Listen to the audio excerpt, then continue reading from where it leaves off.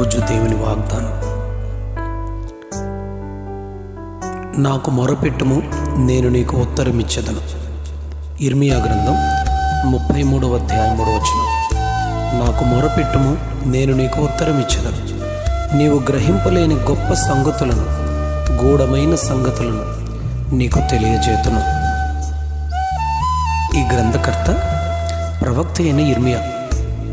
ఈయన్ను విలపించే ప్రవక్త అని పిలుస్తారు. ఇర్మియా గ్రంథం 9వ అధ్యాయం 1వ వచనంలో ఇర్మియా ప్రవక్త ఇలా మాట్లాడుతున్నాడు. నా జనులలో హతమైన వారిని గూర్చి నేను దివారాత్రము కన్నీరు విడిచినట్లు నా తల జలమయముగాను నా కన్ను కన్నీళ్ల ఊటగాను ఉండునుగాక అని ప్రార్థిస్తూ ఉన్నాడు. 9వ అధ్యాయం 17వ వచనంలో రోదనము చేయు స్త్రీలను కనుగొనండి, వారిని పిలువనంపండి. తెలివిగల స్త్రీలను కనుగొనండి, వారిని పిలువనంపండి. మన కన్నులు కన్నీళ్లు విడుచున్నట్లుగాను మన కన్నుల నుండి కనురెప్పల నుండి నీళ్లు ఒలుకున్నట్లుగాను వారు త్వరపడి మనకు రోదనము ధ్వని చేయవలనని నేర్పిస్తూ ఉన్నాడు. ఎందుకు ఇలా ప్రవక్త మాట్లాడుతున్నాడు అని మనం చూస్తే 9వ అధ్యాయంలో ఇదే ప్రవక్త 21వ వచనంలో వీధులలో పసిపిల్లలు లేకుండా, రాజమార్గంలో యవనస్తులు లేకుండా వారిని నాశనము చేయుటకు మరణము మన కిటికీలను ఎక్కుతున్నదని, మన నగరులలో ప్రవేశిస్తున్నదని హెచ్చరిస్తున్నాడు. ఇదే ప్రవక్త విలాప వాక్యాల్లో 2వ అధ్యాయం 19వ వచనంలో ఇలా హెచ్చరిస్తున్నాడు. నీవు లేవాలి, నీవు లేచి రేయి మొదటి జామున మొరపెట్టాలి. నీళ్లు కుమ్మరించినట్లు ప్రభువు సన్నిధిని హృదయమును కుమ్మరించాలి. నీ పసిపిల్లల ప్రాణము కొరకు నీ చేతులను ఆయన తట్టు ఎత్తాలి అని బ్రతిమలాడుతూ ఉన్నాడు. మొరపెడితే ఉత్తరమిచ్చు దేవుడు గనుక ఈ రీతిగా ఇర్మియా మాట్లాడుతున్నాడు. మొరపెట్టవలసిన అవసరత దేశం మీద, కుటుంబాల మీద, వ్యక్తిగత జీవితాలకు, పిల్లల భవిష్యత్తుకు ఉంది గనుక ప్రవక్త ద్వారా దేవుడు మనతో మాట్లాడుతూ ఉన్నాడు. ఈ విలపించే ప్రవక్త విలాప వాక్యాల్లో 3వ అధ్యాయం 48, 49 వచనాల్లో నా జనులకు కలిగిన నాశనమును నేను చూడగా నా కన్నీరు ఏరులై పారుతోంది. యెహోవా దృష్టించి ఆకాశము నుండి చూసే వరకు నా కన్నీరు ఎడతెగక కారుతూ ఉంది అని చెప్తూ ఉన్నాడు. ఇదే ప్రవక్త కేవలం మాట్లాడే ఒకే ఒక హెచ్చరిక, ప్రేమతో తెలియచేసే, బ్రతిమలానుకుని చెప్పే ఒక వర్తమానం ఏంటంటే, నాకు మొరపెట్టు, నేను నీకు ఉత్తరం ఇస్తానని చెప్పినటువంటి దేవుని మనకు పరిచయం చేస్తూ ఉన్నాడు.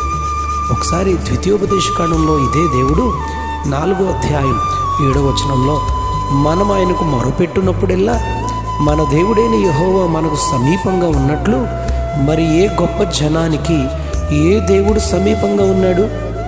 ఇర్మియా గ్రంథం 29వ అధ్యాయం 12వ వచనంలో మీరు నాకు మొరపెట్టుదురేని, మీరు నాకు ప్రార్థన చేయుచు వత్తురేమి, నేను మీ మనవి ఆలకింతునని ఆయన మనతో మాట్లాడుతున్నాడు.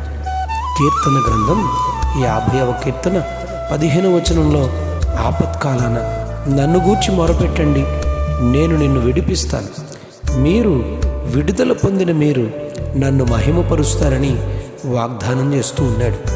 91వ కీర్తనలో 15వ మాటలో మోషే ఇట్లా అంటూ ఉన్నాడు, అతడు నాకు మొరపెట్టగా నేను అతనికి ఉత్తరం ఇస్తాను, శ్రమలో నేను అతనికి తోడై ఉంటాను, అతన్ని విడిపించి అతని గొప్ప చేస్తానని చెప్తున్నాడు. యెషయా గ్రంథం 65వ అధ్యాయం 24వ మాటలో వారు వేడుకొనక మునుపు నేను ఉత్తరమిస్తాను, వారి మనవి చేయుచుండగా నేను ఆలకిస్తానని దేవుడు తన ఇష్టతను, ఆయన హృదయాన్ని మనకు తెలియజేస్తూ ఉన్నాడు. సంసోను చివరి దశలో దేవునికి మొరపెట్టినప్పుడు ఆయన తన బలముతో నింపి శత్రువులను హతమార్చడానికి కావలసిన బలాన్ని ఇవ్వలేదు. నీవు నీ రాజ్యంలో వచ్చినప్పుడు నన్ను జ్ఞాపకం చేసుకొనుమని మొరపెట్టి యేసయ్య ప్రక్కన సిలువలో వేలాడుతున్న నేరస్తుడిని నేడే నువ్వు నాతో కూడా పరదైసులో ఉందువని ఆహ్వానించలేదా? మాట వినక వెళ్ళుమని చెప్పిన నినివేకు వెళ్లకుండా తర్షీషుకు వెళ్తున్న మత్యము కడుపులో నుండి మొరపెట్టిన యోనాను విడిపించలేదా? ఈరోజు నీవు కూడా ఏ మనస్సులో నీ బాధ, నీ వేదన, నీ రోగం, నీ పరిస్థితులున్నా నీవు మొరపెడితే నీకు బదులిచ్చే, నీ ప్రార్థన విని జవాబునివ్వడానికి ఆయన సంసిద్ధుడుగా ఉన్నాడు గనుక యిర్మీయా వలె నశించిపోతున్న నీ కుటుంబం కోసం, బంధువుల కోసం ప్రార్థించిన ఆయనే రక్షించి స్వస్థపరచుటకు, బాగు చేయుటకు సమర్థుడు. అందుకనే ఆయన కృప మనల్ని వెంబడిస్తూ ఉంది కనుక ఆయన కోసం మనం, ఆయన సన్నిధిలో మనం ఈరోజు వాగ్దాన ప్రకారంగా నాకు మొరపెట్టు నేను నీకు ఉత్తరం ఇస్తానని చెప్పిన ఆ దేవునికి మొరపెడదాం. ఆయన కృపతో మనల్ని, మన కుటుంబాల్ని రక్షించి స్వస్థపరిచి బలపరచును గాక. Amen, amen.